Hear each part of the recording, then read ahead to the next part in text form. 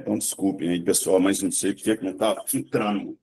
Mas, então, não tem nenhum conflito de interesse para essa apresentação. Acho que todos nós sabemos e acompanhamos isso aí no nosso dia a dia, na nossa prática clínica, nos eventos científicos que a gente vai, nas leituras que a gente faz, que o diabetes tipo 2, ele é uma doença que está em aumento importante na sua prevalência. Um dos principais motivos associados a essa doença é a obesidade, e a gente vive num ambiente que é propício a gerar o indivíduo obeso, ou com sobrepeso, ou acima do peso. Então, o acesso aos tipos de alimentos que a gente tem, alimentos ultraprocessados, industrializados, alimentos pré-prontos já, na vida moderna, na vida mais corrida, isso acaba, de um modo, facilitando com que as pessoas, ou fazendo com que as pessoas optem mais por esse tipo de alimentação. Então, esse acesso a esse tipo de alimento, o sedentarismo, que muitas vezes ainda faz parte da população, apesar da gente ver do efeito da atividade física regular, diária, eu vou colocar os tempos recomendados aqui, na sobrevida, na qualidade de vida e na menor morte-mortalidade. E ainda os tipos de atividades que a gente exerce atualmente com menos movimentação durante o dia. Então, a gente anda muito menos do que se andava antigamente, quer seja por acesso a transporte, por carro, por trabalhar muito sentado. Então, isso tudo contribui sobremaneira, principalmente para a obesidade, e a obesidade naqueles indivíduos que têm uma propensão genética, obviamente nem todos obesos desenvolvem diabetes, mas o sobrepeso ou obesidade acabam contribuindo também de forma importante para o aumento da prevalência do diabetes mellitus tipo 2. A gente sabe que o diabetes mellitus é uma doença por si associada a uma alta mortalidade, é uma doença inflamatória, é uma doença que já coloca o indivíduo com alto risco cardiovascular. É fundamental, então, um diagnóstico adequado, e aí a gente deve lembrar que mesmo no adulto, então, um paciente adulto que não tem fenótipo de diabetes tipo 2, ou seja, não é obeso, não tem, às vezes ele era obeso, né, mas perdeu muito peso recente, que é uma das formas de se manifestar o diabetes tipo 2, mas que paciente que não tem história de variação de peso, ele está dentro do peso, ele já é de idade adulta, a gente tem que lembrar do diabetes latente autoimune do adulto, para não diagnosticar esse indivíduo como diabetes mellitus tipo 2, para que ele seja tratado de forma correta, e aí já é com insulinoterapia desde o início, como é o DN1, e não com antidiabéticos orais, como é o diabetes tipo 2. Então, lembrar, quando o paciente fugir do estereótipo, do fenótipo de diabetes tipo 2, lembrar sempre do diabetes autoimune latente do adulto, e aí, nesses casos, a gente deve pensar, ou deve fazer sempre, a dosagem dos autoanticorpos, anti-GAD, anti-ilhota, anti-insulina, para se firmar o diagnóstico correto e se tratar corretamente. E eu falo muito com meus alunos, com residentes, a gente tem 4 alvos, 4 pilares no tratamento do paciente com diabetes. Então, nessa introdução, eu já coloco isso. Não é só a hemoglobina glicada menor do que 7, menor do que 6,5%. A gente deve buscar, obviamente que tem exceções, né? Pacientes mais idosos, pacientes com expectativa de vida menor, né? Pacientes com múltiplas comorbidades, mas, em geral, a gente deve buscar uma hemoglobina glicada menor que 7%, um LDL menor que 100, e naqueles pacientes diabéticos com outros fatores de risco, colocados com mais alto risco cardiovascular ainda, um LDL menor que 70, uma pressão arterial sistêmica menor que 130/85, e um peso, circunferência abdominal dentro das metas. A gente vai falar um pouquinho mais adiante sobre tudo isso. Então, isso é só para, eu acho que talvez seja o principal dessa conversa nossa sobre diabetes, a gente lembrar de tudo isso. Então, falando em epidemiologia, eu falei da prevalência da doença no Brasil. Atualmente a gente tem quase 16 milhões de indivíduos diabéticos. O Brasil é o 5º país com maior número de pessoas com diabetes e o 4º país com mais indivíduos que têm diabetes e que não sabem que têm. Então, isso que é um grande problema, tem muitos pacientes ainda não diagnosticados. 40% dessas pessoas que vivem com diabetes na América do Sul e Central também não sabem que tem essa doença, e a prevalência aumenta muito com o avançar da idade. A maioria dos casos do diabetes são os casos tipo 2, restante é tipo 1, outros secundários a outras, ou associados a outras doenças ou síndromes, e 2 a 3% é o diabetes, apresentam o diabetes na gestação, é o diabetes gestacional. Aqui, para a gente ter uma ideia que está aumentando a prevalência do diabetes no planeta inteiro, né? Então, não é só caso aqui da América do Sul e Central, que a previsão é que na América do Sul e Central, hoje a gente tem aproximadamente 32 milhões de indivíduos com diabetes, em 2045, a previsão é que a gente tenha 50 milhões aproximadamente. Então, um aumento quase 50%. Depois eu vou deixar de novo. Mas tem alguém com o microfone aberto aí. Então, isso são dados de pessoas com 20 a 79 anos com diabetes no mundo inteiro. Qual que é a importância do diabetes? O diabetes, na verdade, a grosso modo, a gente dizendo, a glicose alta circulando no sangue, ela glica, né, ela se liga não só a hemoglobina, para nos dar a média da hemoglobina glicada, mas ela leva por vias distintas, via do sorbitol e outras vias, a formar produtos que são extremamente tóxicos, e isso acaba ficando impregnado tanto em vasos sanguíneos quanto em nervos. Vasos sanguíneos e nervos chegam em todos os órgãos. Para a gente mover a mão, a gente tem que chegar o nervo dando esse comando, e tem que chegar oxigênio, tem que chegar glicose para o músculo dar esse comando. Então, por isso que o diabetes, a gente diz que, se não controlado, ele pode levar a complicações desde a ponta do fio de cabelo até a unha do pé, e, infelizmente, a gente vê complicações importantes. A principal causa de morte entre os nossos pacientes diabéticos são as doenças cardiovasculares, infarto agudo do miocárdio e acidente vascular encefálico. Então, por diabetes tipo 1, 5 em cada 1000 morrem por ano por doença cardiovascular, e o diabetes tipo 2, 27 por 1000 morrem ao ano. Então, o risco, para você ter uma ideia, é semelhante ao indivíduo que já teve um evento cardiovascular prévio. Então, o risco de morte cardiovascular no paciente com diabetes é semelhante entre aqueles não diabéticos, mas que já tiveram um passado de doença arterial coronariana, que é em torno de 20%, e o paciente diabético. Então, por isso que, como eu coloquei anteriormente, é uma doença per si, né, já que coloca o indivíduo como alto risco cardiovascular, independente dele já ter tido um evento ou não cardiovascular prévio. A nefropatia diabética, outra das complicações, a cardiovascular, são complicações macrovasculares. A nefropatia diabética, dentre as complicações microvasculares, ela está presente em 50% dos casos de doença renal crônica terminal, envolve 20% a 40% dos diabéticos, e a incidência em diálise é de 77 por milhão de habitantes, segundo a Sociedade Brasileira de Nefrologia.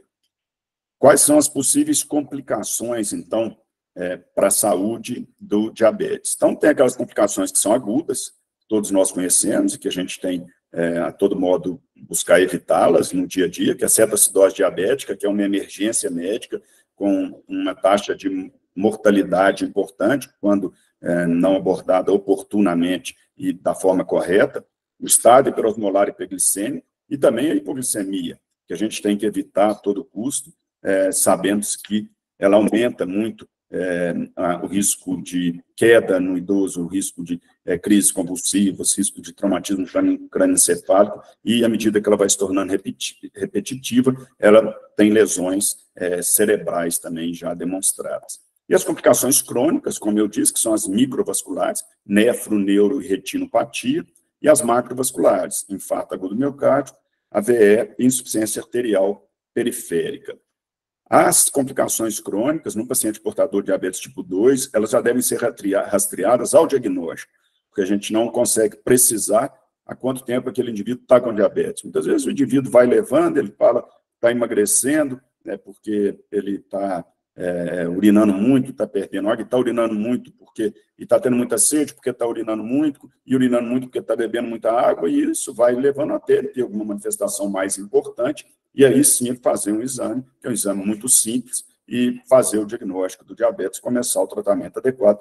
Então, a importância de se fazer o diagnóstico mais precocemente possível para a gente evitar essas complicações crônicas, como eu mostrei, sendo o infarto agudo do miocárdio a principal causa de mortalidade nesses pacientes. Bem, em todos os pacientes com diabetes que a gente atender, isso faz parte do roteirinho de anamnese, que eu acho que todos nós que atendemos pacientes diabéticos, a gente deve ter.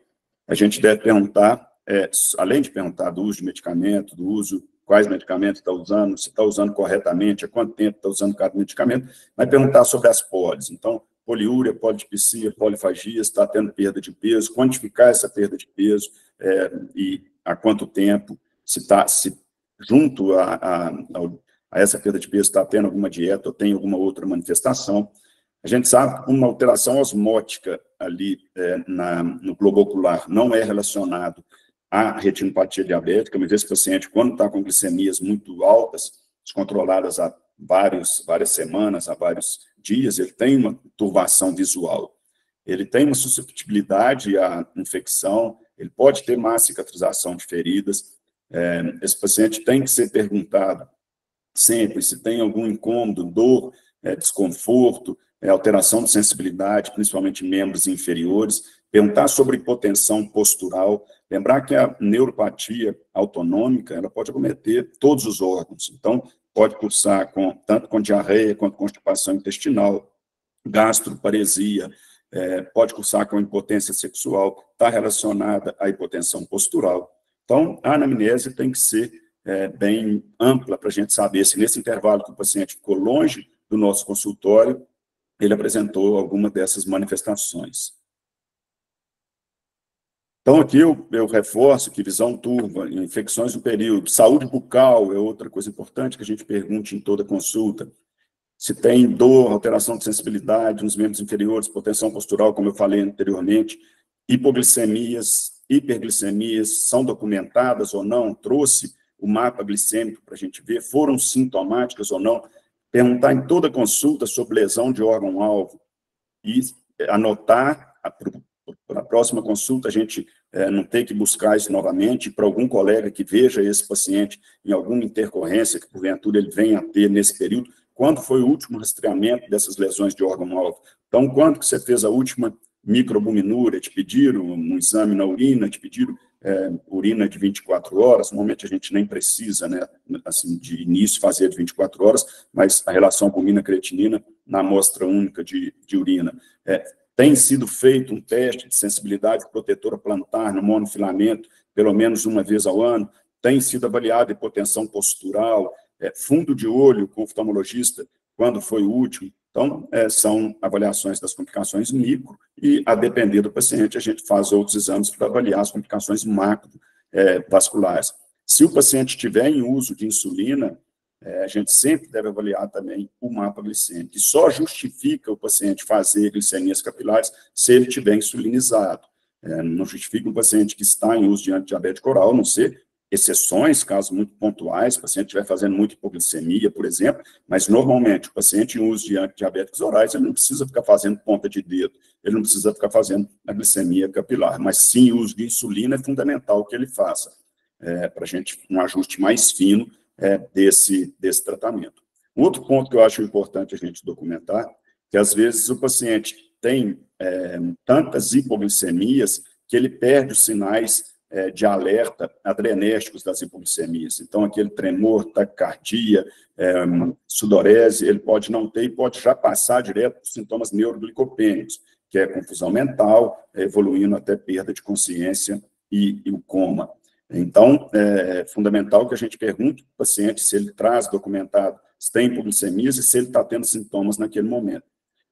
Ao contrário, muitas vezes o paciente tem sintomas de hipoglicemias com valores normais de glicose. Então, o paciente tem glicemias em torno de 150 e ele está tendo manifestações adrenérgicas, sudorese importante, taquicardia, tremores com essas glicemias. Como que a gente explica isso? Na verdade, quando o paciente fica muito tempo com a glicemia fora do valor normal, com a glicemia, a média da glicose muito alta, os receptores de glicose nas células, eles acabam sendo um down regulation, que a gente chama, eles são regulados para baixo. Então, diminui o número daqueles receptores, tem muita oferta de glicose, diminui o número de receptores.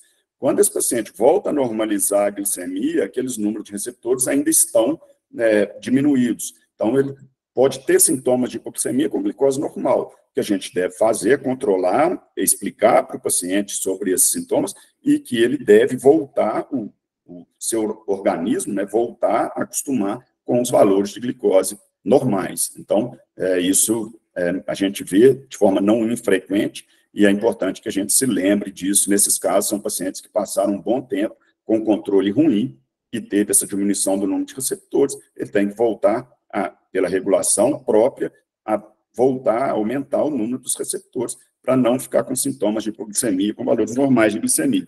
Não justifica a gente manter o paciente com glicose maior, com glicose em níveis mais altos, sabendo dos malefícios das vias que essas formam, aqueles produtos extremamente tóxicos ao organismo, extremamente lesivos, para a gente evitar que ele tenha hipoglicemias com valores normais. Então, sabendo da importância da gente ter o diagnóstico mais precoce do diabetes e que boa parte deles, no nosso meio, não sabem que tem o diagnóstico, quando que a gente deve fazer o rastreamento de diabetes nos pacientes que não têm nenhum sintoma? Então, naqueles pacientes, obviamente, sempre que tiver sintoma, a gente faz. Tem pólice, está emagrecendo, tem glicosúria, a gente sempre vai pensar em diabetes e sempre vai pedir exames relacionados à glicemia, hemoglobina glicada. Mas, se ele for assintomático, em pacientes acima de 35 anos, a gente deve fazer pelo menos uma glicemia e uma hemoglobina glicada. Idade abaixo de 35 anos, com sobrepeso ou obesidade, e mais um desses fatores aqui. Então, se ele tem menos de 35 anos, ele tem IMC entre 25 e 30 ou acima de 30, e pelo menos um desses fatores. História familiar de DM2 em parente de primeiro grau, história de doença cardiovascular, hipertensão arterial, HDL abaixo de 35, ou triglicéridos acima de 250, síndrome dos ovários policísticos, acantose nigricans ou sedentarismo. Então, muitos pacientes vão precisar fazer glicemia, hemoglobina glicada, mesmo se abaixo de 35 anos. Deve-se rastrear também aqueles que têm diagnóstico de pré-diabetes em exame prévio e têm diagnóstico de gestacional prévio ou recém-nato grande, GIG grande para a idade gestacional. Então, esses são os pacientes que a gente deve rastrear para diabetes, segundo as últimas recomendações. Quais são os critérios? Teve uma mudança de critério atualmente, então, a gente sabe que, para se firmar o diagnóstico de diabetes, a glicemia em jejum normal menor que 100, 2 horas após estrosol menor que 140, agora entrou 1 hora menor que 155 e a glicada menor que 5,7%. É chamado pré-diabetes, antigamente tolerância prejudicada à glicose ou intolerância à glicose, ou risco aumentado por diabetes, aqueles que têm glicemia em jejum entre 100 e 125, tem uma glicemia 2 horas após 75 gramas de glicose entre 140 e 199, e esse é o novo critério. Basta, ao invés de fazer de 2 horas, podemos fazer de 1 hora, entre 155 e 208. E a glicada entre 5,7 e 6,4. E já o diagnóstico de diabetes, em jejum acima de 126, 2 horas após 75 gramas de glicose, 200, 1 hora após 75 gramas acima de 209, ou a glicemia ao acaso, em qualquer momento acima de 200, com sintomas, ou a glicemoglobina maior que 6,5, tá? Então, esses são os critérios atuais para se diagnosticar diabetes nos nossos pacientes. Então, como eu disse, diabetes mellitus corresponde a 90% a 95% dos casos de diabetes. Ele se dá principalmente com uma resistência à ação da insulina, por isso está tão relacionado à obesidade. Então, na verdade, tem lugares no corpo onde a gordura deve ficar armazenada. A partir do momento que a pessoa vai ganhando peso e a quantidade de gordura fica maior do que a capacidade de armazenamento dessa nesses locais, principalmente membros inferiores, começa a se armazenar gordura em outros locais que não foram feitos para armazenarem gordura, como fígado, como pâncreas, como nas artérias, e isso leva a uma resistência à ação da insulina. À medida que vai tendo resistência à ação da insulina, a demanda pelas células beta do pâncreas de secretar insulina aumenta e isso vai entrando em exaustão, não consegue suprir o tanto de insulina que precisa ser secretado para vencer essa resistência à ação da insulina. Então, tem um defeito relativo na secreção da insulina, produção, porém, em quantidades insuficientes para se manter a glicemia. No início, normalmente, medicamentos orais dão conta de controlar a doença, mas com o passar do tempo, em boa parte dos pacientes, pode ser necessário usar também, não é retirar, a gente retira alguns medicamentos que a gente pode discutir, que não faz sentido usar quando está insulinizado plenamente. Mas a metformina, por exemplo, é um medicamento que, se não tiver contraindicações, a gente deve manter, porque ela facilita a ação da insulina, ela é um sensibilizador, né? Ela diminui a resistência à insulina. O DM2 acomete geralmente pessoas acima de 40 anos, mas pode acometer indivíduos em crianças, em adolescentes, principalmente com obesidade. Maior parte das vezes, como eu já reforcei e falo mais uma vez, está relacionado à obesidade e, obviamente, tem uma grande predisposição genética. O diagnóstico, muitas vezes, é atrasado em muitos anos e pode já ter complicações ao diagnóstico. Esse é o motivo da gente fazer o rastreamento das complicações crônicas com relação à albumina, creatinina, com um exame de fundo de olho bem feito e com, pelo menos, uma teste de sensibilidade protetora plantar, com aferição, avaliação se tem hipotensão postural, já o diagnóstico, porque as complicações já podem estar presentes. Então, essa é a história natural do diabetes. O paciente começa aqui em rosa a ter um quadro de resistência insulínica e que é acompanhado por uma tentativa de compensação das células beta das ilhotas de Langerhans lá, secretar insulina para compensar essa resistência. A gente está vendo a curvinha em verde, só que não consegue compensar. Se não conseguir compensar essa resistência com o aumento da secreção, a gente começa com o aumento da glicemia pós-prandial aqui em azul e depois com a glicemia em jejum. Então, é assim que se dá a transição do pré-diabetes para o diabetes e com as alterações microvasculares e macrovasculares ditas anteriormente. Bem, só para dar uma pincelada em DM1, DM1 é um paciente que deve ser seguido pelo especialista, né? Então, o paciente diabetes tipo 1, 5 a 10% dos casos de diabetes, tem uma destruição autoimune das células beta-pancreáticas pela produção desses autoanticorpos, né, anti-GAD, anti-A2, anti-ilhota, anti-insulina. Ele é mais comum em criança e adolescente, embora possa ocorrer em qualquer idade, inclusive essa destruição mais lenta, mais insidiosa, mais latente, que se dá no adulto, que é o LADA. E as apresentações possíveis, pode ser uma hiperglicemia que progride para grave rapidamente, pode já ser cetoacidose ao diagnóstico, ou em adultos pode ser mais lenta, que muitas vezes, a manifestação do LADA. Então, como eu disse, o objetivo do tratamento é evitar essas complicações, reduzir agudas, reduzir o risco de complicações micro e macrovasculares, reduzir mortalidade. Por isso que o tratamento, eu coloco aqui novamente, envolve sempre esses 4 pilares. Não vamos nos concentrar só na glicemia, mas em tudo que aumenta o risco cardiovascular, em todos os outros fatores de aumento de risco cardiovascular. Então, a pressão, o LDL, colesterol e o peso.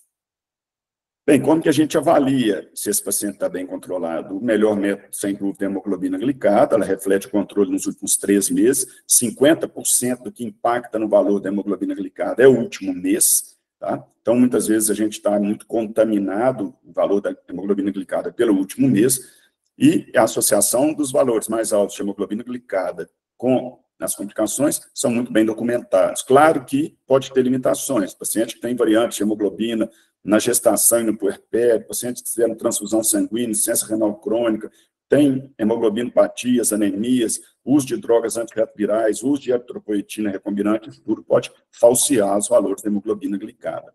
E aqui tem os valores que a gente considera que são ruins, acima de 9, acima de 10 de hemoglobina glicada, isso dá a média estimada da glicemia nos últimos 90 dias, quando que a gente deve mudar o tratamento, ter alguma ação, os valores que entre 7 e 8, os valores considerados excelentes, entre 5 e 6, hipoglicemia ou algum fator que falseia negativa a hemoglobina glicada, quando ela está em torno de 4. Então, as metas do controle glicêmico, obviamente, para a maioria dos pacientes é menor ou igual a 7, que são muito bem associados, muito bem ligados à diminuição das complicações micro e macrovasculares, mas vai depender de quê? Da idade do paciente, se ele tem comorbidades ou não. Então, no geral, menor que 7, a glicemia de jejum e pré-prandial entre 80 e 130, e a glicemia pós-prandial menor que 180. São esses os alvos que a gente busca. Isso é importante porque no paciente insulinizado, para a gente fazer os ajustes das doses de insulina, a gente se baseia nesses valores. No idoso saudável, só a glicada que muda para 7,5, mas os outros valores, glicemia em jejum pré-prandial, 2 horas pós-prandial, a mesma coisa. No idoso frágil, o valor da glicada já é aceito até 8.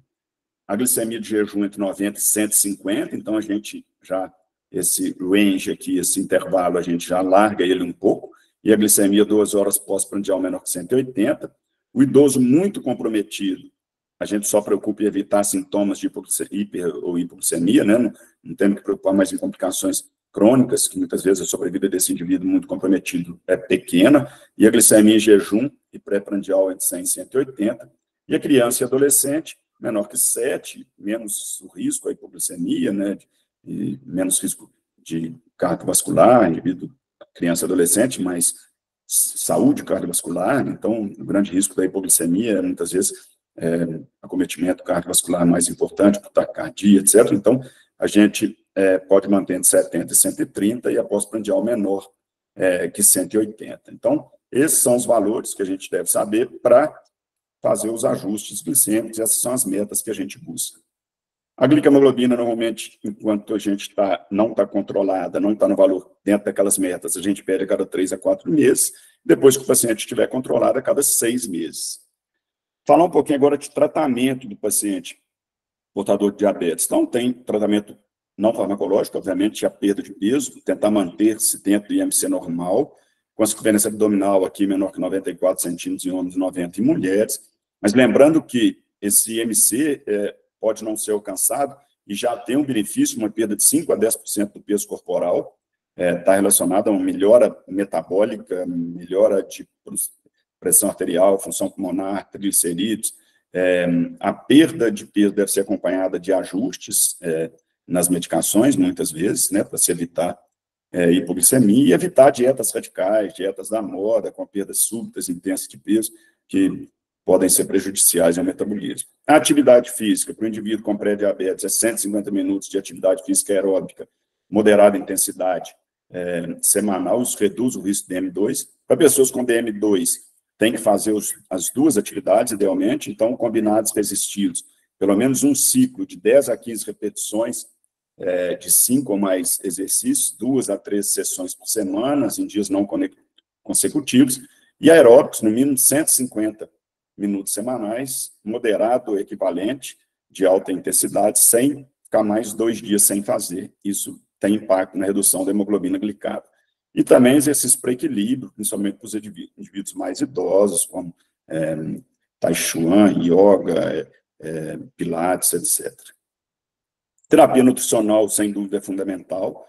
Então, lembrar para os pacientes que aumenta a glicose não é só o doce, que eles pensam que é o doce, né, da sacarose, né? Então, pão de queijo, biscoito polvilho, sucos, quer sejam eles naturais ou industrializados, exceto o suco de limão, menos o de acerola e maracujá, mas normalmente os sucos, vai muito só o açúcar sem fibra e toma-se muita quantidade para fazer um copo, então evitar sucos, massas em excesso, isso tudo aumenta a glicemia do indivíduo, piora o controle, dificulta o controle.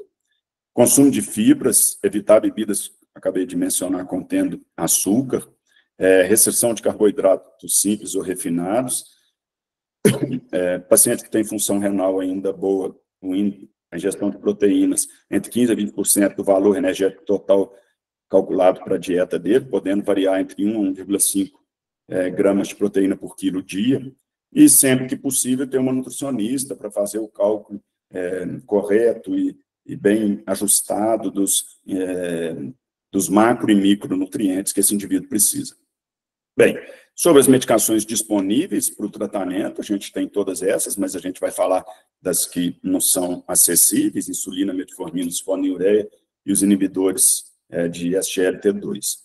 Então, a metformina, né, não há quem não conheça e quem não a use, é a primeira opção, a não ser que tenha contraindicação. A contraindicação mais importante um clearance de creatinina abaixo de 30, se o clearance de creatinina tiver entre 30 e 45, não usar a dose acima de 1 grama dia.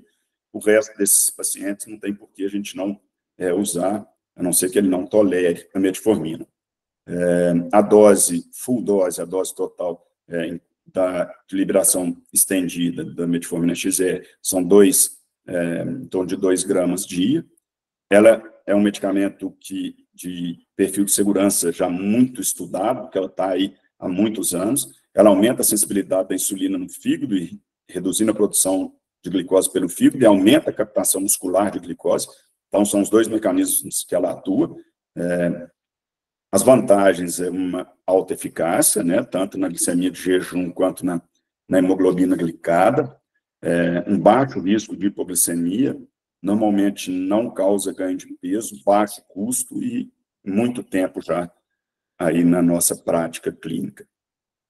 Efeitos adversos mais relatados são gastrointestinais, deficiência de B12, então lembrar de dosar B12 nesses pacientes em uso de metformina, e algumas vezes a gente precisa repor.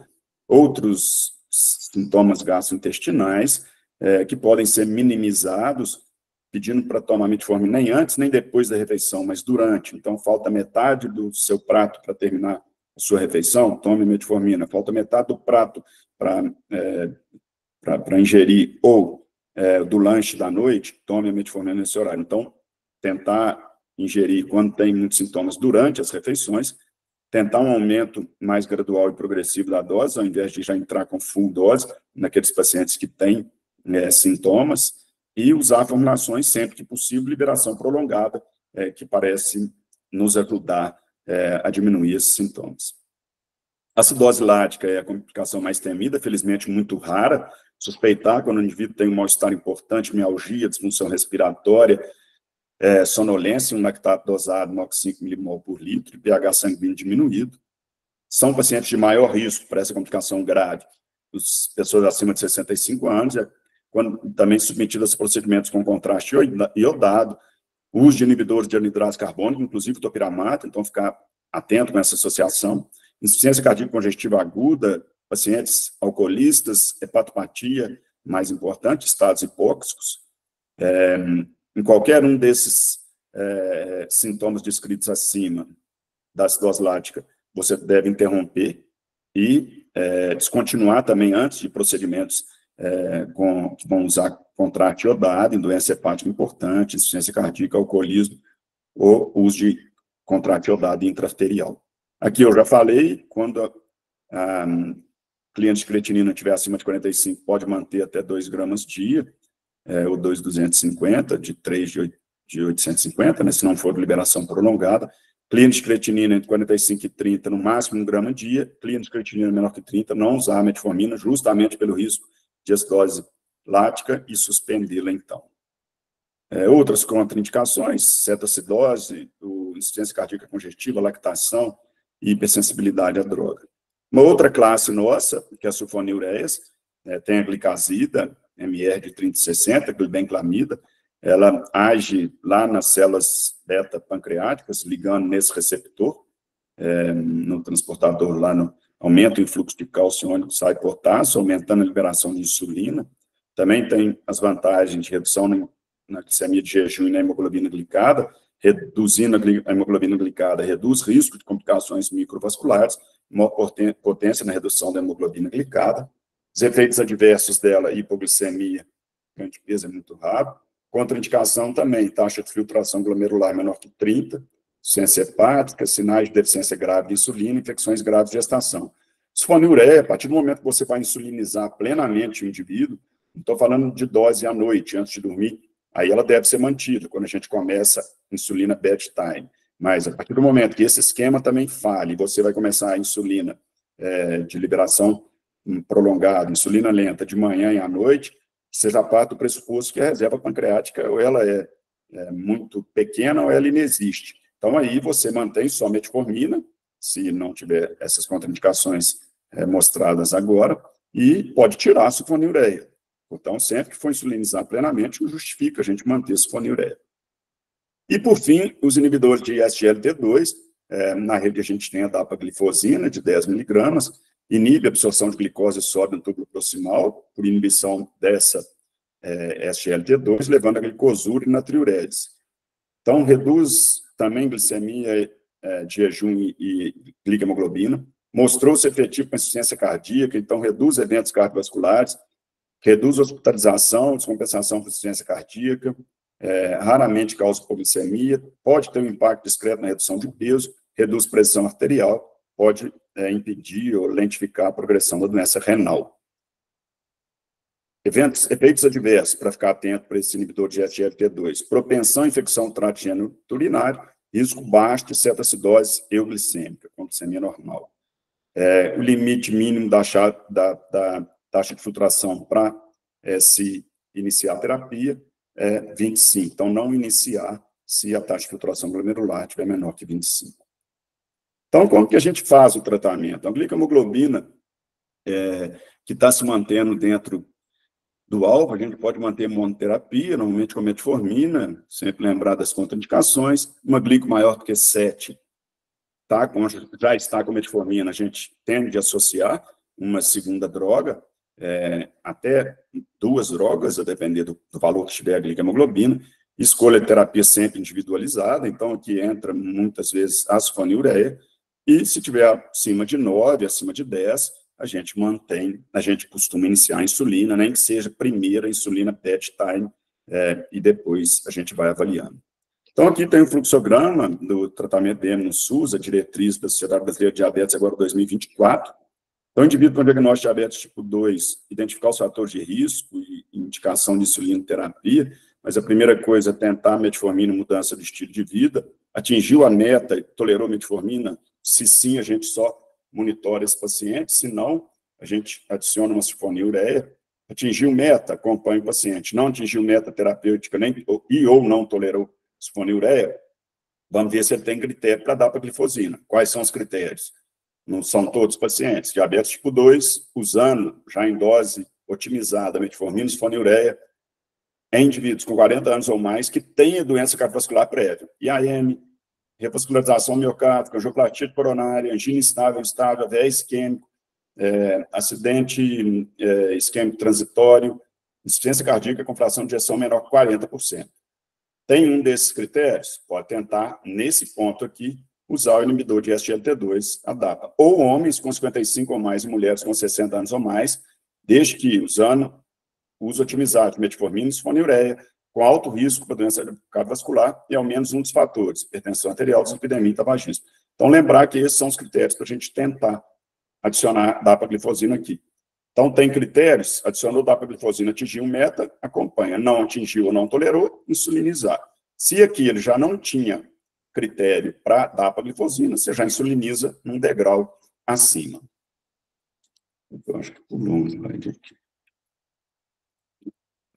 Ele tirou um slide. Então, sempre avaliar e abordar as possíveis barreiras ao uso correto de medicamento, déficit cognitivo, analfabetismo, redução da acuidade visual e auditiva, problemas psicológicos, sintomas depressivos, limitações financeiras, abordar sempre com familiares, cuidadores, no sentido da gente tentar melhorar ao máximo essa aderência do paciente diabético.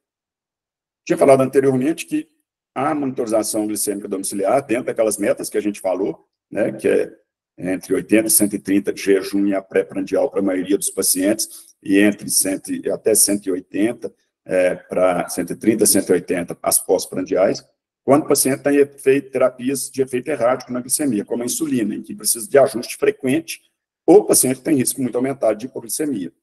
Qual é o importante da variabilidade glicêmica? O paciente pode apresentar para a gente no consultório uma hemoglobina glicada de 7, mas não adianta a gente ver só a hemoglobina glicada. Ele pode estar com uma glicada boa às custas de grande variabilidade glicêmica. A média vai ficar boa, mas ele pode estar fazendo 300, 50, 400, 30. A média vai estar boa, mas esse paciente está em risco e está tendo lesões em órgão-alvo a todo momento. Por isso que é importante, além da hemoglobina glicada, que a gente veja também a variabilidade glicêmica. A medida da glicemia 2 horas pós-prandial só se justifica se a hemoglobina glicada estiver alta e as glicemias pré-alimentares normais, e não está indicado monitorizar em paciente com hemoglobina normal em uso de antidiabético oral. Então, sempre que a gente suspeitar, né, o paciente com emagrecimento rápido, inexplicado, glicemia grave, cetonemia, cetonúria, e a ineficácia da terapia não farmacológica com um agente, isso é mais ou menos o caminho do tratamento. Tenta 2 agentes, tenta 3 agentes, senão a insulinoterapia oportuna. Qual é o tipo de insulina que a gente tem? Então, não vou entrar em muitos detalhes aqui, eu acho que todo mundo tem isso muito claro. Tem insulinas basais, insulina bolos, insulinas bifásicas, que tem a lenta e a rápida junto. Então, aqui tem o tempo de duração de cada uma, o início, o pico de ação e a duração. Então, a insulina intermediária, né, a insulina NPH, início de ação 2 a 4 horas, o pico de 4 a 10 e a duração de 10 a 18. É fundamental que a gente saiba isso para ver onde o paciente está fazendo hipoglicemia, para ver se a gente tem que ajustar e qual insulina a gente tem que ajustar. A glargina 100, que é o análogo de ação longa, ela início de 2 a 4, dura 20 a 24 horas, não faz pico. Isso diminui muito os riscos de hipoglicemia. O análogo de ação intermediária, que é o DTMI, ele tem pico ainda, 6 a 8 horas, o início mais precoce, e dura até 22 horas. E o análogo de ação ultralonga, a glargina 300 e a degludeca, que são insulinas de início 6 e 4 horas, respectivamente, duram 36 até 42 horas. Tem vantagem entre a gente usar a insulina, qual a vantagem de usar o análogo de ação, deixa eu só passar para outra aqui. Na verdade, peraí, só um minuto. E aqui mostrando a degludeca, a curva da degludeca é essa última aqui. Insulina rápida é a regular, com pico de ação 2 a 3 horas e duração de 5 a 8 horas.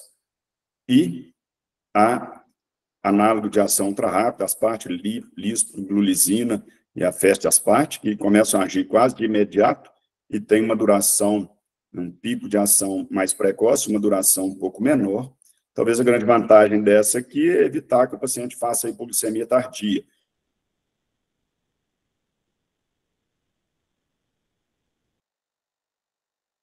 Depois da refeição, é bom evitar a insulina regular, porque ela dura mais tempo e ela pode predispor essas hipoglicemias quando o alimento já foi absorvido no trato gastrointestinal e já está dentro da célula e a insulina ainda está agindo. Então, como que a gente insuliniza o indivíduo? Então, o paciente com hiperglicemia persistente, usando hiperglicemia antioral. Então, o paciente normalmente começa com metformina, depois a gente pode associar uma sulfonilureia, depois, se ele tiver critério, usa dapaglifosina. Faliu todo esse esquema, a gente tem que começar uma insulina bedtime, insulina à noite. Bedtime deve ser bedtime mesmo, na hora da cama, não é 6 horas da tarde, não é 7 horas da tarde. Porque ele vai fazer pico de hipoglicemia no meio da madrugada, esse paciente já tem um certo receio de usar insulina, isso por uma forma que muitos médicos, antigamente, a gente falava com os pacientes, se não fizer o controle, você vai acabar na insulina. E isso, felizmente, mudou de um tempo para cá, o paciente está começando a conseguir, o paciente e seu médico, enxergar a insulina como mais uma droga no arsenal terapêutico, felizmente que ela existe, está vendo ela dessa forma, é assim que ela deve ser vista, não como um castigo, parece que quem não fez o controle ao longo da vida que vai terminar na insulina, e não é nada disso. Então, mas o paciente tem receio de usar ainda a insulina. Então, se o paciente começa a usar e faz uma hipoglicemia logo de início, esse indivíduo pode se tornar cada vez mais refratário a usar a insulina. Então, comece com uma dose bem pequena à noite, não precisa ser 10 unidades, como está nesse fluxograma, pode ser 4, 6 unidades, e vai ajustando de acordo com a glicemia em jejum, tá? Então, está aqui a forma de fazer o ajuste. Acompanha a glicemia em jejum, e se esse paciente tem glicemia em jejum normal e hemoglobina na meta, só acompanhar. Se ele tem glicemia em jejum e a hemoglobina glicada não está, aqui está errado, não está na meta, aí se faz glicemia 2 horas após o café, almoço e jantar elevados, esse paciente está precisando de uma insulina NPH de manhã também. E aí, nesse caso aqui, é que a gente tiraria a glicazida. Ele vai usar pelo menos insulina NPH de manhã e à noite, a gente já parte do pressuposto que esse paciente não tem mais reserva pancreática que faça alguma diferença, alguma importância no controle glicêmico. E aí, você vai fazendo ajustes depois de estar com a insulina de manhã e à noite, pelas glicemias pós-prandiais e também pela glicemia em jejum, se precisa ajustar. É a dose da NPH da noite, a dose da NPH de manhã, ou são as insulinas rápidas pré-refeições. Tá? Então, é mais ou menos isso que eu falei aqui para vocês. Como que a gente armazena a insulina? Frasco, caneta e refil. A gente deve manter antes de usar, quando estiver lacrado, sob refrigeração entre 2 e 8 graus. Quando a insulina estiver em uso, frasco sob refrigeração 2 e 8 graus, ou temperatura ambiente até 30 graus centígrados, mas por até 30 dias, sem estar exposto diretamente ao calor excessivo e à luz. Caneta descartável, recarregável, contendo refil, temperatura ambiente, por até 30 dias também. Tá? Não colocar na porta da geladeira, tem maior variação, abre e fecha a porta sempre, e muita mobilidade do frasco a cada abertura da porta, pode modificar a característica dela. Né? Bem, agora está no final mesmo, sobre as teleconsultorias, eu acho que é uma oportunidade única de falar para muitos colegas, como uma pessoa que responde teleconsultorias há muito tempo. Então, alguns dados que são fundamentais para a gente agilizar a resposta, não ter que ficar voltando o caso, indo e voltando. Obviamente, não é uma anamnese extensa, nem completa, mas tem dados que são imprescindíveis que sejam colocados nas teleconsultorias. Então, colocar a idade, eu sei que a idade tem lá, mas se a gente clicar em outro lugar para a gente ver a idade. Então, na história, já colocar sexo masculino, feminino, idade, tem tanto tempo de diabetes. Relatar se tem pólis ou não, poliúria, polidipsia, polifagia, relatar se tem emagrecimento ou não, quanto que emagreceu, em quanto tempo, tem ganho de peso, quanto em quanto tempo, relatar sempre, tem complicação crônica, qual? Então, tem lesão de órgão-alvo, microvasculares, retinopatia, nefra, neuropatia, se souber a neuropatia, qual que é? A neuropatia autonômica, neuropatia sensitiva-motora distal, então, qual neuropatia ele tem? Tem complicação macrovascular, esse paciente já teve angina, tem alguma doença arterial coronariana, tem acidente vascular encefálico, tem insuficiência arterial periférica. Quando foi a última fundoscopia que esse paciente fez? Nunca fez, não sabe qual data? Fez microalbuminúria, não sei, coloca não, desconhece ou desconhecemos, realização de microalbuminúria, fez, quando e qual foi o resultado? Tem dor, alteração, sensibilidade, alteração da sensibilidade, lesões internas, pés, saúde bucal, tem idas regulares de um dentista, como está a saúde bucal, hipoglicemia, tem ou não, sintomático ou não, quando? E um recordatório alimentar. Isso é o mínimo para a gente conseguir responder de forma adequada uma teleconsultoria sobre um paciente portador de diabetes. Pincelar a disfunção tiroidiana. Depois, na discussão, se tiver mais dúvidas, a gente pode abrir, o principal mesmo era o diabetes. Primeira coisa, jamais solicitar ultrassom sem motivo. Ultrassom sem motivo é o quê? Não é método de screening. Não é, a gente só solicita ultrassom quando a gente palpa um nó, ou suspeita de ter palpado mesmo nó. Então, palpar a tireoide é igual ao escutar o paciente, é igual ver a frequência cardíaca, tem que ser feito em toda consulta médica.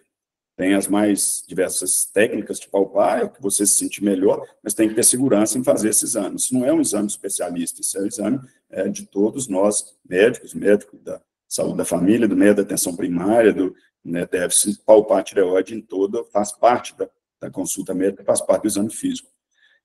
Então, pede ultrassom quando palpou o nódulo, ou quando o paciente tem uma história de risco muito grande para câncer de tireoide.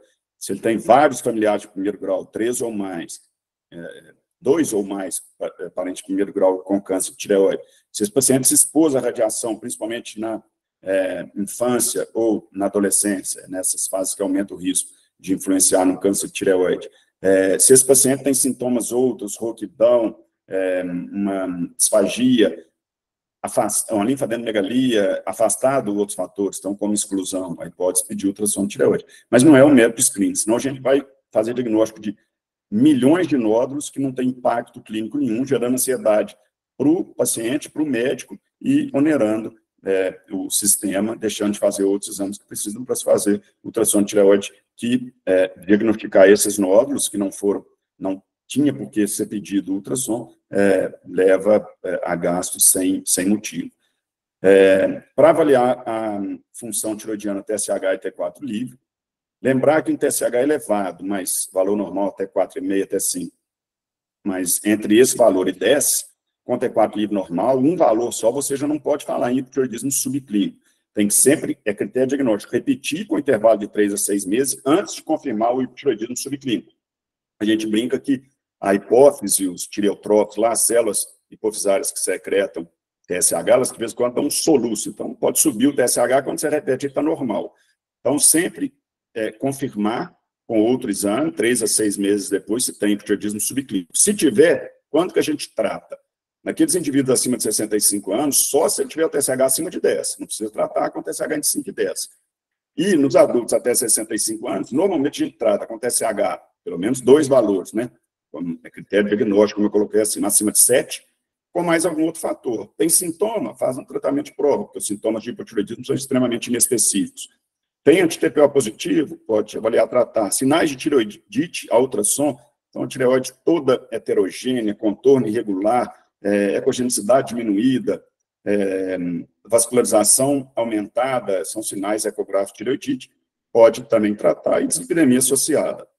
A gente não trata anti-TPO positivo, às vezes assusta com o valor de anti-TPO, é até 60, em alguns laboratórios vem acima de 1.300, não tem nada a fazer, tem só que acompanhar o paciente se ele tiver o TSH normal. E não precisa ficar repetindo anti-TPO. Uma vez positiva, a gente já sabe que ela tem autoimunidade, não precisa repetir.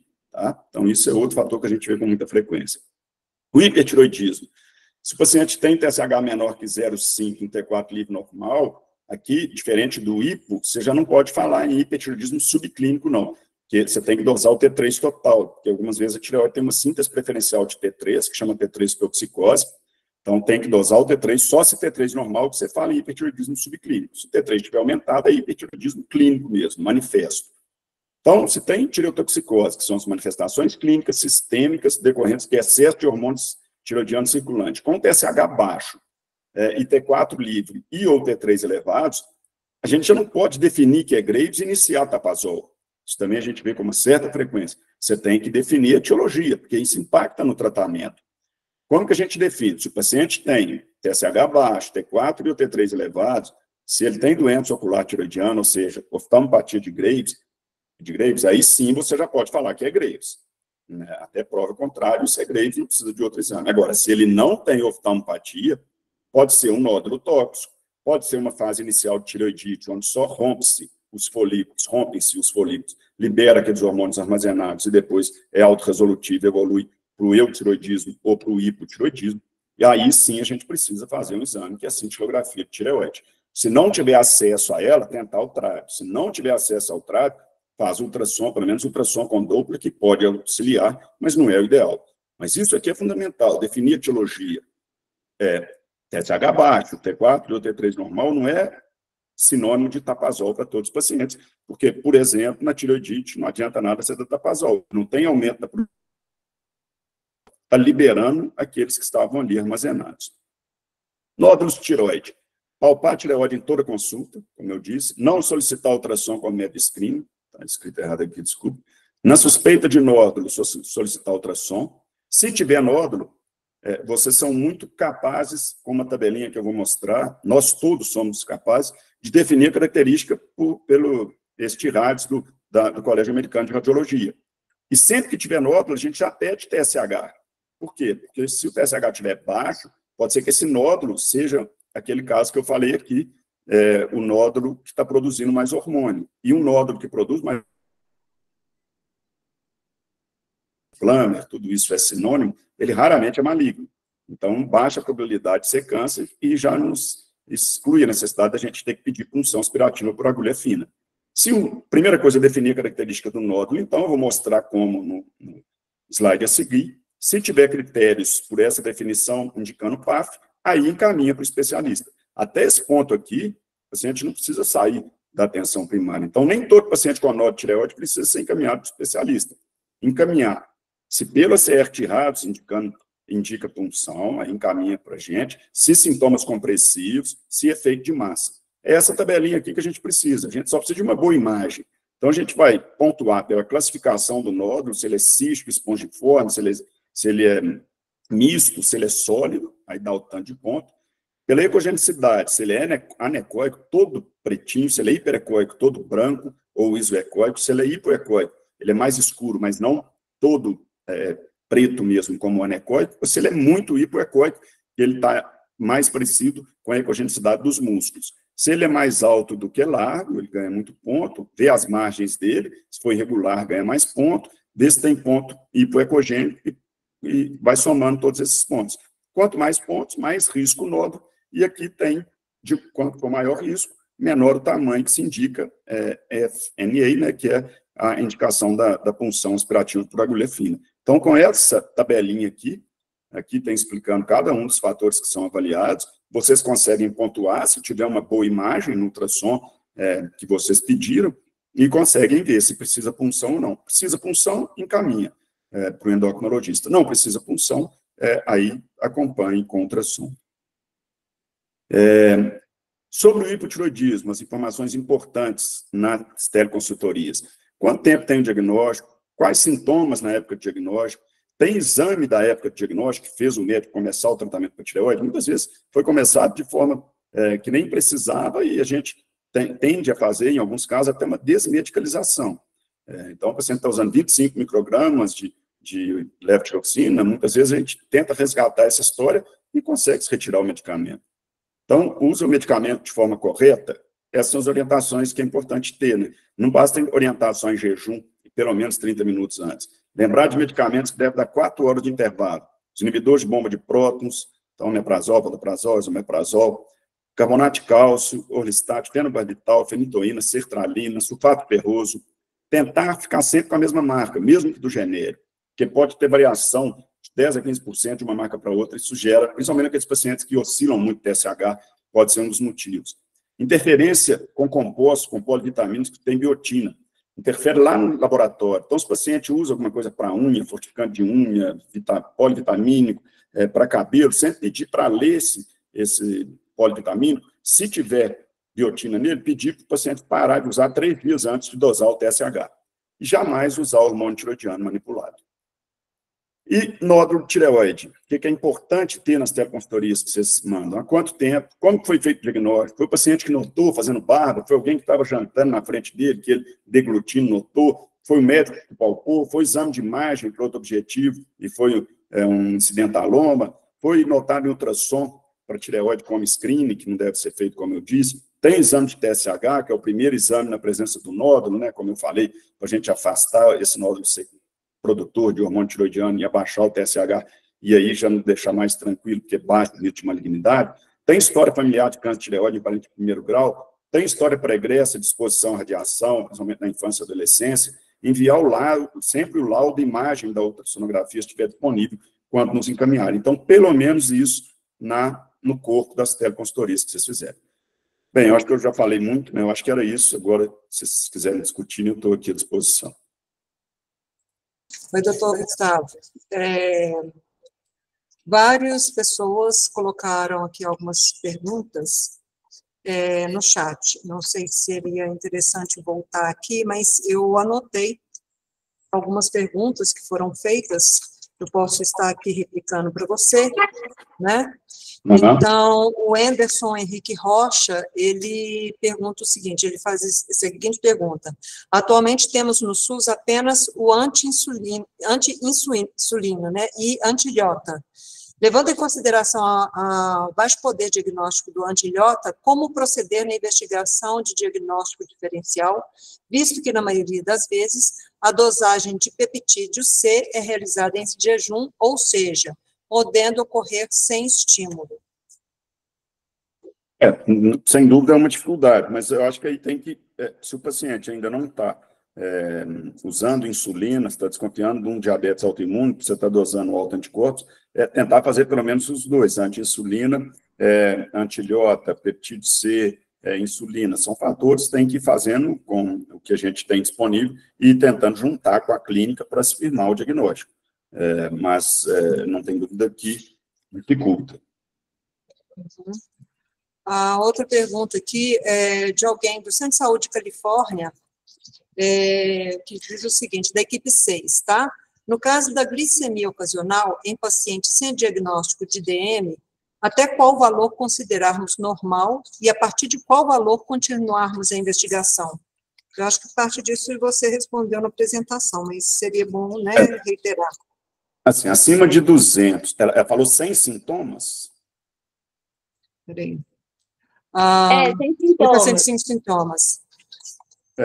Assim, se o paciente tiver assintomático, uma glicemia ao acaso, você começa a ficar mais atento. Se ela tiver acima de 200, e mesmo assim, se ele tiver assintomático, você tem que repetir. Você tem que ter. A ideal é que você repita de jejum, que você tem que ter alguma outra alterada para você firmar o diagnóstico. Se ele tiver assintomático, se ele tiver sintomático, é acima de 200. Agora, depende do tempo que se alimentou. Às vezes as pessoas ficam preocupadas, tem um aparelho na casa de alguém, aí ela acabou de almoçar, logo depois ela fez a glicemia, deu 170, deu 180, falou, será que está alterado entre 140 e 200? Já é alterado? Isso não depende do tempo de alimentação, depende se tem sintoma ou não. Então, a gente não tem valor de corte para isso, tá? A gente tem, sim, o valor de 200, se o paciente é sintomático. Se ele for sintomático, precisa de outro daqueles valores que eu coloquei para confirmar. Agora é o Fábio de Souza Neto. Ele pergunta o seguinte: o senhor poderia falar um pouco da dieta low carb no tratamento e até mesmo remissão do diabetes tipo 2? Já li livros e artigos sobre o tema, ressaltando os possíveis benefícios desse tipo de alimentação. Salvo engano, a própria ADA já tem se mostrado mais favorável para tal dieta. Eu acho que tem surgido mais evidências acerca disso. Eu não sei nem se precisa ser pela definição do que é low carb, se precisa ser realmente low carb. Agora, uma dieta, como eu coloquei, com restrição de carboidratos, a gente já faz isso há muito tempo, até sem ter esse nome. O que eu não sou partidário são de dietas extremamente radicais, de algumas dietas da moda, aí, que inclusive levam a riscos para o paciente. Agora, a dieta low carb, bem fundamentada e feita de forma do que tem na evidências científicas relevantes, né? Porque tem, na verdade, o artigo a gente tem de todo jeito, tem que ver onde foi publicado, quem que é o grupo, etc.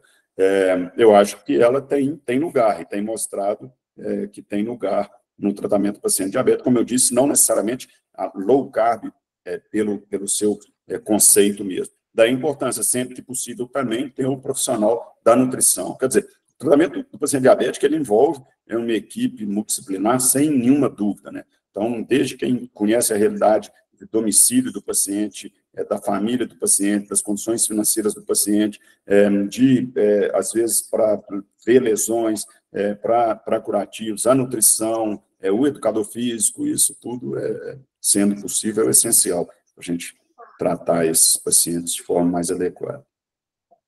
Tá, a Rebeca Andrade, ela pergunta o seguinte: tenho então que suspender metformin nos alcoólatras? O paciente que tiver uma carga etílica muito importante, o alcoolista mesmo, diário, ele aumenta o risco, sem dúvida, de acidose lática. E, junto a isso, acompanhar a função hepática desse indivíduo, porque isso são os dois fatores de risco para acidose lática, né? Então, pelo menos avaliar se dosar um lactato, ver em que nível que está, ver, se possível, a ingesta, como que está diária, diminuir dose ou suspensão. Nesses pacientes, como estava colocado, o que a diretriz recomenda, se ele tiver esses sintomas, a gente deve ficar mais atento, principalmente se já tiver tido um quadro de acidose lática, né? O Anderson Henrique Rocha, ele faz o seguinte comentário né, uma pergunta aqui. Muito relevante a fala sobre a importância do olhar para a obesidade como doença e não apenas como fator de risco. Né, mas aí a questão das alternativas terapêuticas para tratamento farmacológico da obesidade pelo SUS, né? E o Anderson ainda pergunta: insulina Detemir foi realmente descontinuada? Na verdade, mesmo aqui no HC, eu já não uso há muito tempo, não tenho essa informação se ela está completamente descontinuada, tá? Mas fato é que não entra mais na minha prática, eu citei ela porque é uma insulina que também fazia parte aí dos tipos de insulina que a gente tinha disponível.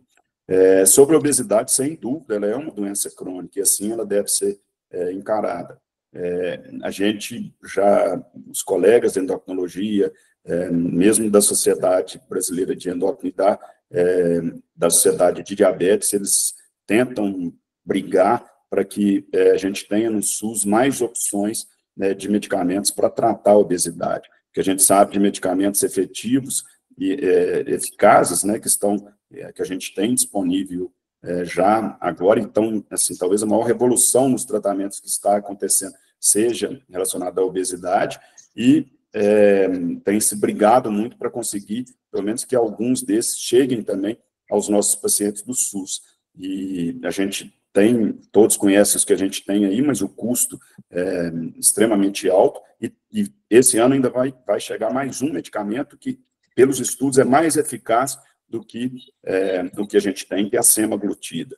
Então, vai chegar um que é análogo tanto do GLP-1 quanto análogo do GIP, que os estudos mostrando assim, um resultado muito importante para o grande obeso. Mas, como o colega colocou, a gente tem cada vez mais brigar para que a gente tenha acesso a esses fármacos. O Anderson Henrique também pergunta, na maioria dos casos, a insulinização do paciente com DM2 ocorre de forma bedtime, mas há casos em que pode estar indicado iniciar pela manhã. Você pode falar um pouco sobre essa indicação? Na verdade, assim, a gente considera que o esquema está falindo. Eu tinha um preceptor que sempre falava, um grande diabetólogo, ele sempre falava, não adianta, se a glicemia está acordando alta, não adianta correr atrás dela durante o dia. A glicemia tem que acordar boa, já. Então, o único caso que pode escapar isso é você estar com a hemoglobina glicada muito alta e você ter a glicemia em jejum já dentro da meta. Se isso acontecer desde o início, que não é o comum, aí sim você já fala, não adianta, a minha glicemia em jejum já está boa, eu estou dando a glicemia bedtime para quê? Para a glicemia em jejum acordar boa. Se ela já está acordando na meta, não é essa a conduta que eu devo ter. Aí sim eu concordo contigo, que pode já ser preciso iniciar pela manhã, porque certamente o que está levando a descontrole dessa hemoglobina glicada são as glicemias pós-prandiais, né? No Centro de Saúde Califórnia, equipe 6, muitos pacientes armazenam a insulina no isopor dentro da geladeira. Melhor não colocar assim ou não tem problema? Eu não vejo muito motivo para isso. A gente pede para colocar em bolsa térmica ou isopor, jamais em contato com o gelo, né? Porque não pode congelar a insulina quando for transportá-la, né? Mas fora isso, não vejo muito porquê na geladeira deixar com isopor. Tá. O Fábio de Souza, ele pergunta, pode repetir quando encaminhar ao endócrino, no caso de nódulo tiroidiano, qual TIRADS, por favor? Deve-se encaminhar quando você, pelo TIRADS, pelo TIRADS e pelo tamanho que tem naquela tabelinha, isso pode disponibilizar para os colegas, quando tiver indicação de se fazer a punção. Dúvida, será que esse nódulo já é um nódulo, por exemplo, TIRADS 5, de 1,5 centímetro, ele já tem critério de punção, então já encaminha para o endocrinologista. Teve dúvida pelo tamanho, será que isso está exercendo algum efeito de massa aqui, está encostando em traqueia, está com estreitamento de luxo de traqueia, está desviando traqueia, porque a gente tem várias estruturas nobres passando aqui, né, no pescoço.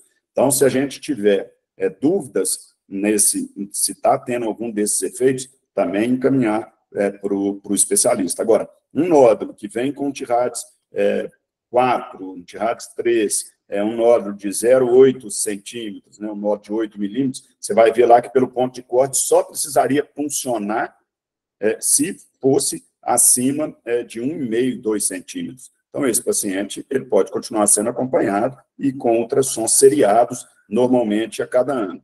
Uma outra razão para se acompanhar, não acreditem só no laudo, tá? Isso, obviamente, para qualquer exame, mas a gente está falando em específico do ultrassom de tireoide. A partir do momento que você viu a imagem e no laudo está lá certo, errado, eu não gosto nem de ler o laudo antes. Eu vejo a imagem e eu faço a classificação da imagem pela minha avaliação e aí sim, depois eu confiro com o laudo. Se houver discordância entre o que você está classificando por essa tabelinha que vai ser disponibilizada para vocês que vocês viram na imagem com o laudo, também é um motivo para nos encaminhar.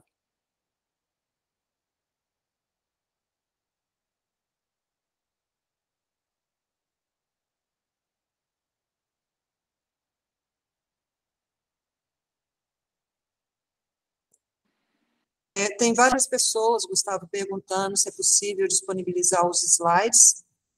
Sim, por mim não tem problema, pode disponibilizar. Inclusive, alguns dos slides faz parte do curso de diabetes também, que vai ser disponibilizado, né?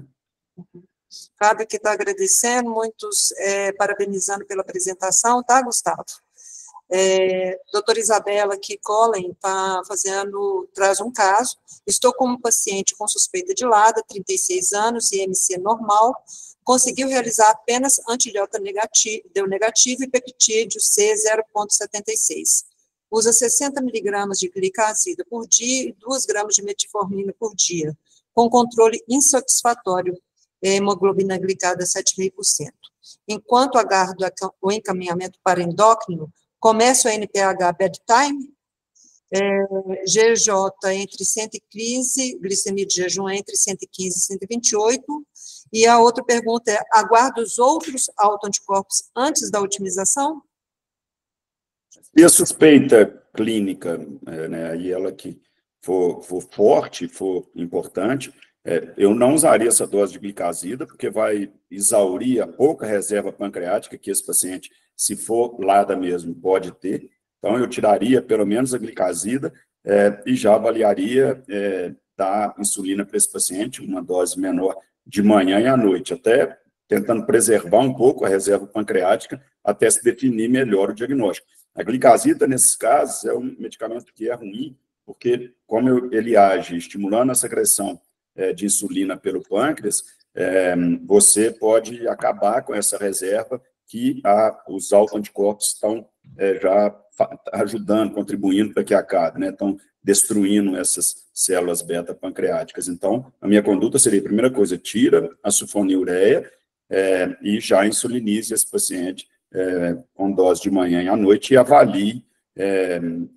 assim, tentar uma melhor definição diagnóstica com esses outros exames que você está aguardando, né? Mariana Aguiar dá parabéns, né, pelas aulas, te cumprimenta, e pergunta aqui se você poderia falar um pouco sobre tratar ou não o pré-diabetes mellitus, e como fazer, e agradece.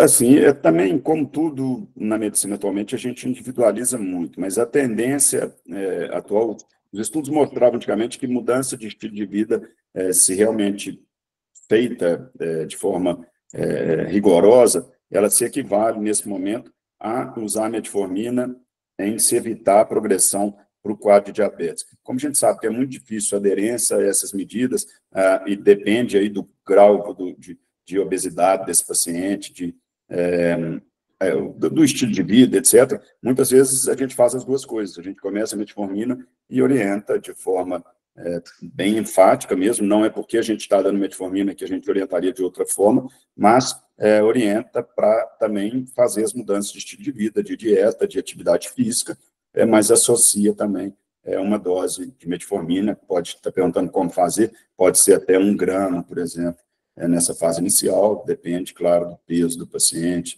dos outros fatores. A Milena Passini Medeiros coloca que, na bula da metformina, fala que deve ser iniciado o seu uso à noite, mas vejo muita prescrição de metformina iniciando após o almoço. Qual o melhor horário para iniciar? É mais por comodidade posológica mesmo. Na metformina de liberação prolongada, se coloca para usar à noite, mas não tem nenhum motivo outro para se fazer isso, a meu ver. Então, é mais fácil para o paciente, para a maioria dos pacientes, que ele está em casa, muitas vezes tomar à noite, principalmente a liberação prolongada, mas pode usar, se o paciente não tolera bem, pode usar um pouco no almoço, um pouco no jantar, mesmo de liberação prolongada. Ana Carolina está colocando aqui, TSH muito alto, maior que 100. Tem alguma conduta especial? tratar o mais rápido possível, mas considerar risco do paciente idoso, cardiopata, a gente não pode começar com a dose plena, que é 1,7 microgramas por quilo de peso. Então, se um paciente jovem, sem comorbidades, já começar com a dose total do medicamento para melhorar. Esse paciente está praticamente sem hormônio tiroidiano, que age em praticamente todos os sistemas. Então, na frequência cardíaca, na motilidade intestinal, no raciocínio, etc. Então, esse paciente está precisando de combustível, né? Está precisando de hormônio da tireoide na quantidade adequada o mais rápido possível. Agora, no idoso, no paciente cardiopata, você tem que começar com dose mais devagar e progredir pelo risco de descompensação cardíaca.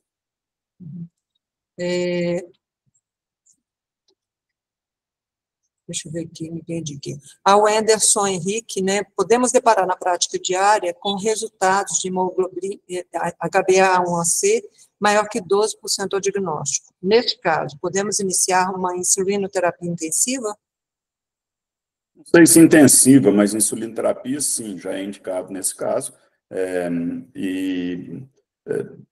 Intensiva, não sei se você quis dizer já com bolos alimentar e já com basal bolos, ou se de manhã e à noite. Insulina de manhã à noite ele vai precisar, nesse caso, definir bem o diagnóstico, se DM2 mesmo, e já também iniciar a metformina junto, mas insulina nessa fase, até vencer a glicotoxicidade que esse paciente está, e depois vai tentando avaliar se vai ser possível e como fazer a retirada da insulina. Patrícia Lopes Carvalho traz aqui, gostaria de compartilhar um caso, se possível. Paciente de 13 anos, história familiar positiva para DM, pratica esportes e MC adequado. Realizou glicemoglobina, 6,5%, e glicemia 2 horas após destrozol, deu 264. O único sintoma notado é redução de peso, 1 kg em 4 meses. Havendo DM tipo 1, já solicitei anticorpos, ainda sem resultado, já encaminhei para endócrino. Já inicia insulinoterapia? Não usa nenhuma medicação. Muito obrigada. Estou lendo aqui. Tá lendo? Adequada. Repete pelo menos mais uma vez esses exames, também um pouco discordante nessa glico, com essa pós-destrozol, mas tudo indica que sim, pode estar numa fase inicial de DM1, faz dose também insulina, peptídeo C, e depende do tempo que for demorar esses outros exames, já inicia uma dose mesmo que menor de insulina, porque esses pacientes são insulinopênicos, né? Ficar sem insulina corre o risco aí de cetoacidose diabética.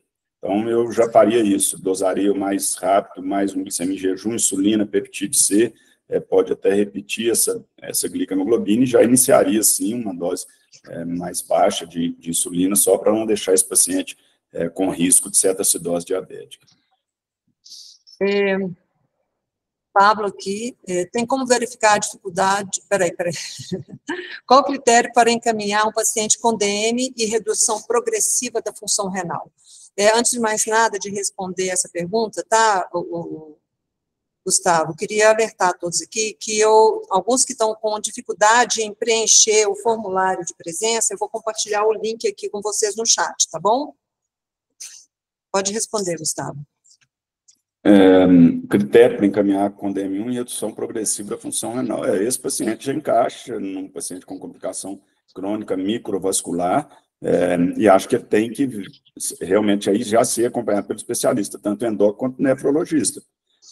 Agora, qual o nível de função renal, né? Queda progressiva, normalmente o clearance está começando a baixar, abaixo de 60, e no paciente diabético, eu acho que já vale a pena encaminhar para a gente. Lembrando que antes disso, esse paciente, se tiver microalbuminúria, se tiver qualquer grau de hipertensão, os inibidores de enzima conversora de angiotensinogênio IECA, ou os bloqueadores de receptor de angiotensinogênio BRA, são as drogas de escolha que a gente pode, que vocês já devem ir usando antes de esperar que progrida mais deteriore mais essa função renal desse paciente, né? Mas já está evoluindo assim, já pode nos encaminhar. Mas lá embaixo, Fernando Meireles coloca: boa tarde, tenho uma curiosidade. É comum pacientes que fazem jejum intermitente por um longo período apresentarem glicemia de jejum um pouco elevada? Eu desconheço, às vezes, por hormônio contrarregulador, depende da hora do jejum, produzidos durante a noite, mas confesso que isso não atuo muito assim nesses, com pacientes que fazem jejum intermitente. Agora, se procurar uma plausibilidade, né, aí na fisiologia, talvez por isso, um paciente com longo tempo de jejum pode aumentar os hormônios contrarreguladores, principalmente GH, produzido aí, né, durante a madrugada, e fazer com que eles acordem com glicemia de jejum mais elevada, mas não sei nem se isso é dado corroborado na literatura, não. A Camila, que fez um questionamento aqui, deixa eu ver, ela perguntei porque já encaminhei paciente com DM2 para nefro com TFG menor que 60 em 3 exames, mas recusaram por dados insuficientes. Ela fez alguma pergunta lembrada aqui, mais acima? Talvez esteja faltando mais dados, se já há quanto tempo que evoluiu isso, quais medicamentos está usando. Ela perguntou qual o critério para encaminhar um paciente com DM e redução progressiva da função renal. A pergunta dela mais acima, aí ela complementa aqui, que perguntou porque o paciente com DM2 para nefro, ela encaminhou, né, um paciente assim, com TFG menor que 60 em 3 exames, mas recusaram. Aí está respondendo sim, é da função renal. Eu acho que faltam outros dados, talvez como se tem microalbuminúria ou não, qual que é essa albuminúria, se é microalbuminúria só, se é proteinúria, quais medicamentos tem uso, se está usando BRAL, se está usando IECA, qual o nível de glicohemoglobina. Assim, naquele paciente diabético, o ideal para a gente, até para facilitar para avaliação dos reguladores, é importante que tenha pelo menos aqueles dados, sabe? Por isso que eu coloquei aqui no final dados mínimos que deve ter numa teleconsultoria para que a gente não fique transitando assim com dados insuficientes ou que as coisas andem de forma mais rápida ou que a resolutividade seja mais que a gente consiga resolver mais os casos, entendeu? Ou que encaminhe com mais rapidez, mas talvez por isso, pela falta de dados mesmo, não sei quais aí, não vi o caso. O Ian, e para pacientes muito idosos, eles colocam aqui, e para pacientes muito idosos sem rede de apoio e com dificuldade em aderir à insulina, podemos abrir mão da terapia oral tripla ou quádrupla, mesmo com HbA1c maior que 10%? 10% eu acho arriscado, até pelo esse paciente vai ter muita poliúria, paciente com riscos de outras complicações agudas, né? Porque vai fazer aí incursões de glicemias altas com essa glicohemoglobina. Mas tem que sempre pesar todo o contexto, ver risco também de hipoglicemia, mas não é o ideal. Acho que esse paciente, se você fizer isso, ele fica com risco de complicações agudas importantes. O Érico Fernandes Paula, parabéns pela aula, muito boa. Mais uma dúvida. Iniciar com metformina no pré-diabetes mellitus não faria perdermos o valor de ponto de corte para diagnóstico de DM2 ou o mesmo risco de desestimular medidas não farmacológicas, entre parênteses, conformismo do paciente? Como eu coloquei, a gente ia continuar orientando com a mesma ênfase as medidas não comportamentais. E isso individualizar, como eu também frisei, depende de cada caso. Se for um paciente grande obeso, que a gente vê que já vem tentando, ou já vem sendo orientado a mudar, a gente não deve esperar esse paciente se tornar diabético laboratorialmente. Muitas vezes a gente começa a metformina e esse paciente em uso de metformina, até full dose, chegando até 2 gramas, tá, com uma glicohemoglobina de 6,8, 7, a gente já pode inferir que usando metformina e com essa hemoglobina glicada, que já é diabetes mesmo, né? Então a gente não perderia aí só, né, a chance de fazer o diagnóstico, vou tirar a droga para fazer o diagnóstico formalmente, não. Pela lógica, a gente já pode também determinar que ele que ele estaria no diabetes ou não. Mas isso é realmente individualizar, não são todos os casos que a gente começa metformina junto, mas na maioria absoluta, a minha conduta tem sido associar as duas medidas em pacientes obesos, que a gente vê que não são muito aderentes a outras medidas. Luísa Barbosa, doutor Gustavo, o senhor comentou sobre descontinuidade de terapia medicamentosa para hipotiroidismo, em que usa baixa dose, levotiroxina 25 microgramas por dia. Se a história do diagnóstico inicial não estiver clara, vale a pena manter a medicação ou suspende e avalia a função tireoidiana após suspensão? É uma boa questão. Nesses casos, eu tento resgatar mesmo a história, muitas vezes a gente consegue pegar o exame inicial, perguntar quando que a senhora começou a usar esse comprimidinho aqui em jejum, porque como é em jejum, tem que manter, os pacientes costumam lembrar muito bem quando foi isso, e ver algum exame da época para tentar associar. Se não tiver tido indicação, e como está usando uma dose muito baixa, a gente pode sim avaliar, suspender o remédio e reavaliar a função tiroidiana TSH dentro, pelo menos 4 a 6 semanas, né? Não é raro, nesses casos, a gente conseguir deixar sem hormônio tiroidiano. Lembrando que no idoso, a gente só deve usar esse TSH acima de 10. Né? Então, muitas vezes a gente tira, o TSH fica em 6, 7, e é um remédio a menos da polifarmácia que esses pacientes muitas vezes fazem uso. Só lembrando aqui, no caso do hipertiroidismo, para vocês ficarem também como mensagem, além de definir a etiologia, né, não é tapazol o tratamento para todos, tentar definir bem a etiologia, o controle do hipertiroidismo, naqueles bem indicados, em que estiver usando o tapazol, o TSH pode demorar 3, 6 meses, até mais um pouco, para normalizar, porque o eixo fica suprimido um tempo, então ele demora a reassumir a sua função, o eixo hipotálamo, hipófise, tireoide. Então, o TSH não é o parâmetro para se acompanhar o tratamento do hipertireoidismo nos primeiros 6 meses. A gente acompanha, sim, a eficácia da droga, reajuste de dose, pelos níveis dos hormônios T4 e T3. T4 livre sempre, e o T3, tá? E T3, idealmente, o total, não pelo TSH. Só lembrando de falar aqui, porque tem uma correlação aí com ele. O Anderson, ele faz um comentário aqui, que a PBH tem os critérios para encaminhamento, dependendo do valor de TFG e RAC, né? Bárbara está dizendo aqui que tem um link, até compartilhou aqui, então fiquem atentos aqui ao chat, tá, gente? O fluxo que a Bárbara compartilhou. E o Anderson Henrique, ele traz aqui, para idosos é importante verificar o grau de vulnerabilidade para determinar a meta glicêmica. Se a meta for até 8%, talvez a terapia oral seja suficiente. Com glicohemoglobina até 8%, né? Mas eu acho que a pergunta do colega foi acima de 10, né, lá em cima. E 10 do Ian Leonel, não sei se você está se referindo a isso, era glicohemoglobina acima de 10. Aí eu acho que muitas vezes vai precisar realmente de insulina, mas até 8% eu concordo que não precisa. Uhum.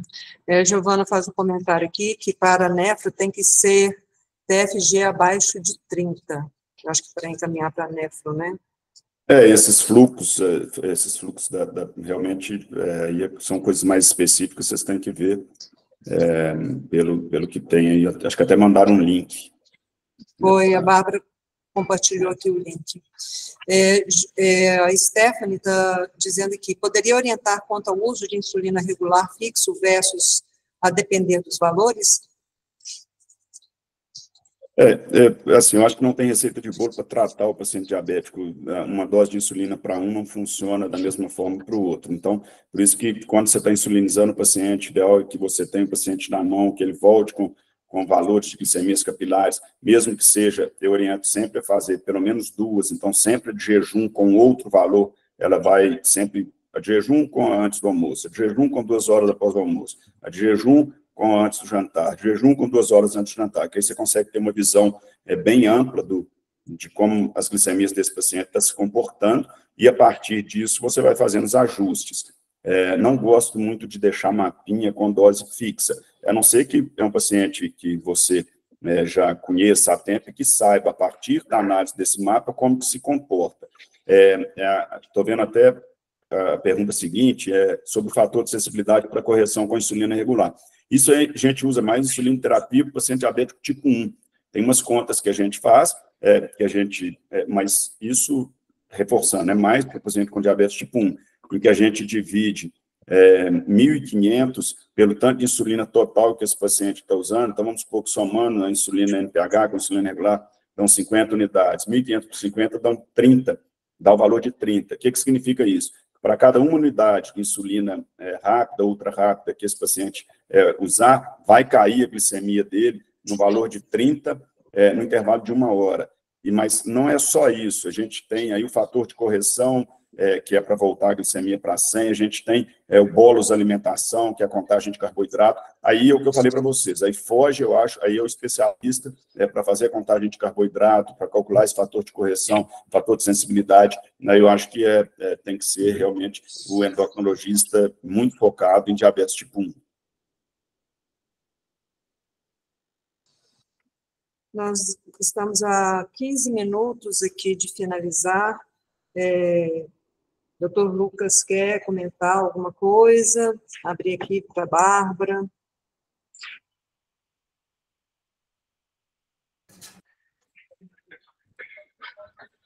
Aqui, em nome das GEAPES, agradecer mesmo, né, por doutor Gustavo, Rosângela, Shirley, os colegas da UFMG, nessa parceria. Né? A gente sabe da importância desses momentos de educação permanente, a gente preza muito por isso na rede, né?